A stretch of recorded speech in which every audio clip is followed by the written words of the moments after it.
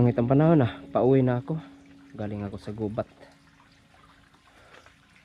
Sumubok ako maghanap ng pokyutan para pagdating ng March may mapuhag na tayo. Dito ako dadaan.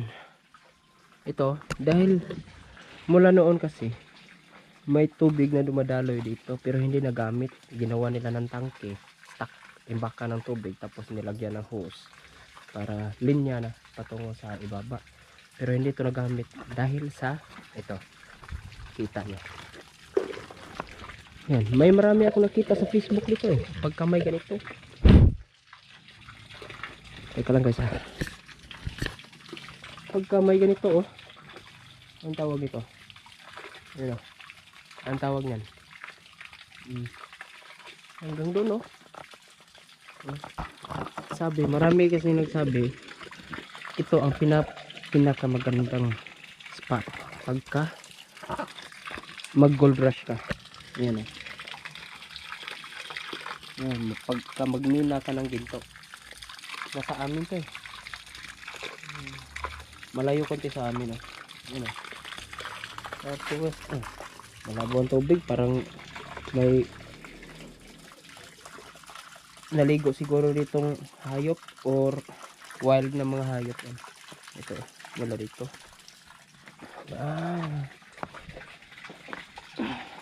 Subok kaya tayo no, pero wala akong gold pan ano? Galing siya sa ilalim, kalawang, pero hindi ko alam kung anong metal ang nandito eh. Wala naman tayong nakitang pyrite. Pagka sobrang ganda nun pagka may pyrite. False gold, ano, sugary.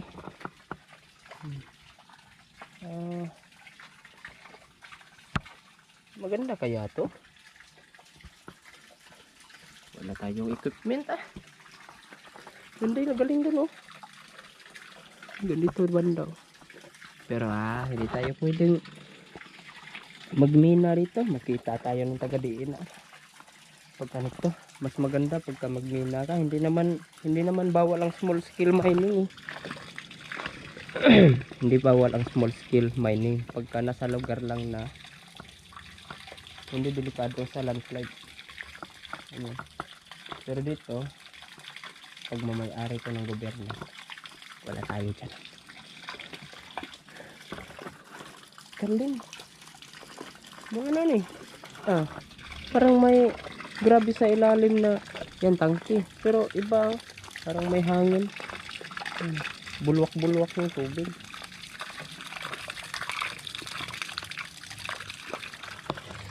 Pag noon kasi dadaan kami dito, lalo na hindi kami makakadala ng tubig. Ngayon susubok kami uminom dito pero lasa kalawang. Iwan ko kung anong metal ang nandito. Ganda.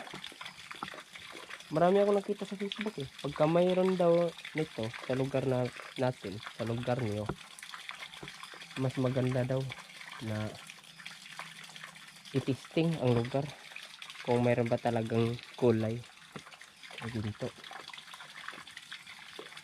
Sa mahal pa naman ng gold na ngayon eh, 24 karat. Magkano na kaya ang bintahan ngayon eh? 9,000. Last week nakita ko 9,600 na ang per gram. Kung makatsimpo ka ng 1 gramo isang araw, tiba-tiba ka. Kahit hindi lang aabot ng 1 gramo siguro. Marami kasing kuwan eh, para makakita ng ginto. Kami dito sa amin binaliwala lang namin yun dahil hindi pa naman mahal ang gold nun eh. Ngayon grabe na gold eh, 9,000 plus na. Baka maabot na ng 10,000 yung grams per grams na bintahan. Ang liro tingnan natin sa itaas ganito talaga ang lupa rito may kadilawan ganda. Siguro itisting kaya tayo dito no? Tapos Ito, oh. Bato-bato. Patay na bato. Yan. Wala namang gold bean. Pero pagdating mo dyan, pang! Laglag ang tubig. Kung may gold man, kung may mga gold nugget man, maliliit na ginto, dyan. Powdered, yun yan. Nandyan lang yan. Kahit powder yan. Mabigat pa rin yan. Para pala. May gold bean pala guys. Nandito na lahat. Oh.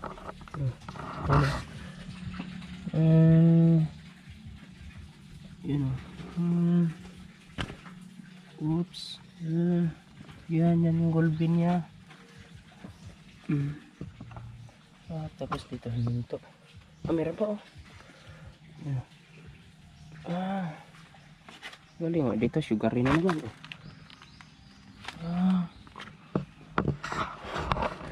Pero malas lang tayo dito dahil nasa area to ng DNR. Dito may laglagan na naman oh.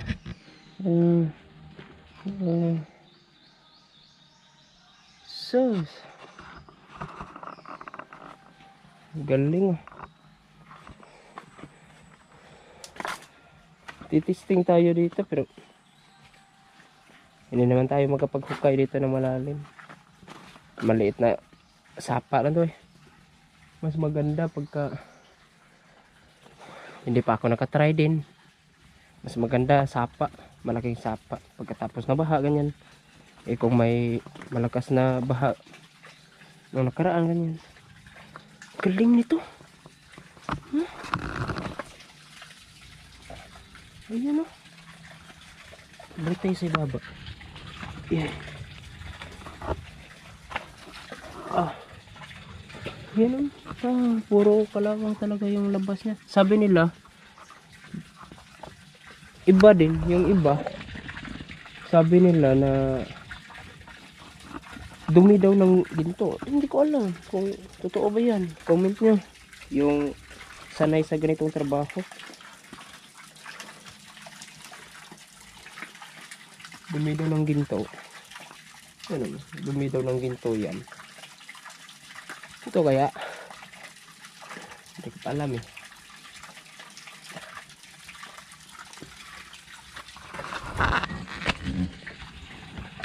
Ganito ang trabaho rin guys. Pagka makita tayo ng ibang tao, sabihan tayong nabaliw na siguro. Baliw. Pagka mabaliw ka ganito, 1 gramo 9,000 plus. Mababaliw ka talaga. Grabe, ang dami ko nakita sa Facebook nito. Ganito.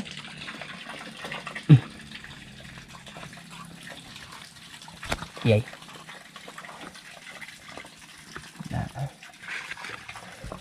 Hindi tayo sanay sa ganitong ano.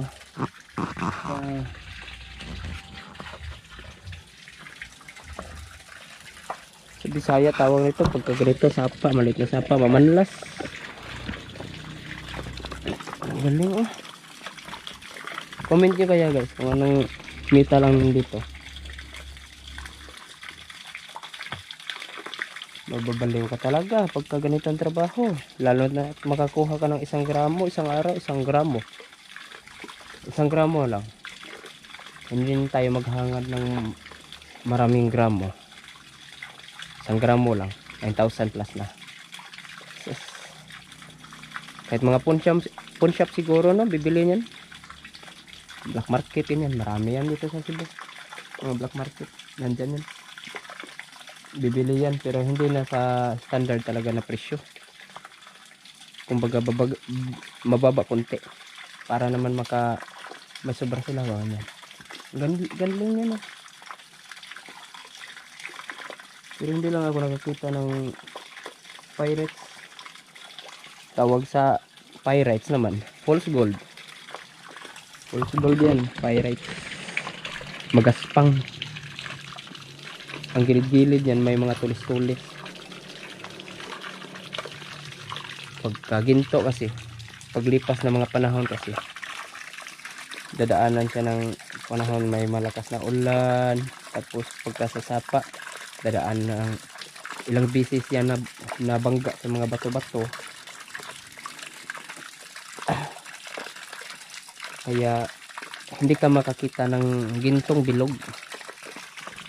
Pwera na lang siguro kung tinunaw na tapos binilog. Pero sa ganito, natural. Siguro walang bilog na ganyan. Dahil malambot yung 24 karat. 24 karat na ginto.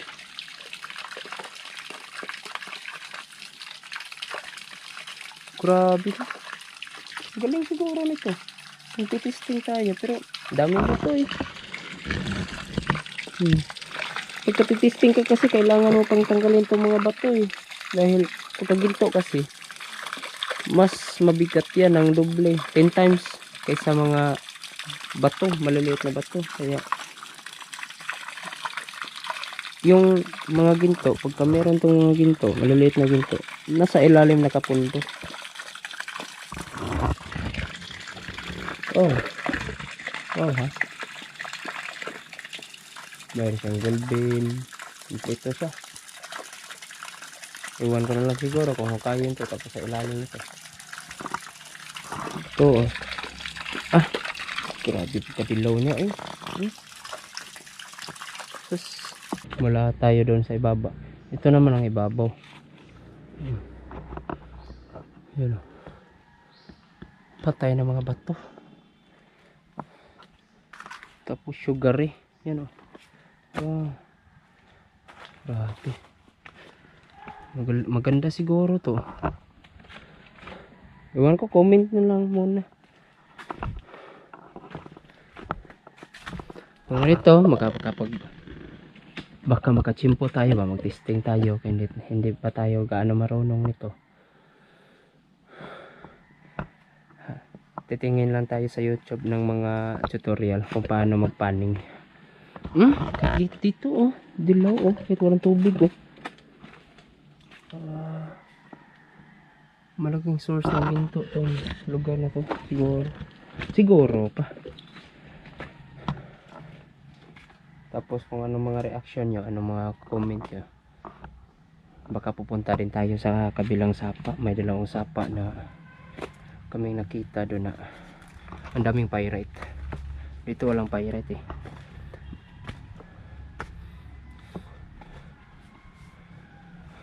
Dito may mga nakakaimbak na bato. Hindi dumiretso dito. Kaya yun na lang siguro guys. Pasensya na sa vlog natin, update na lang to dahil hindi naman ako nakakita ng kyutan eh.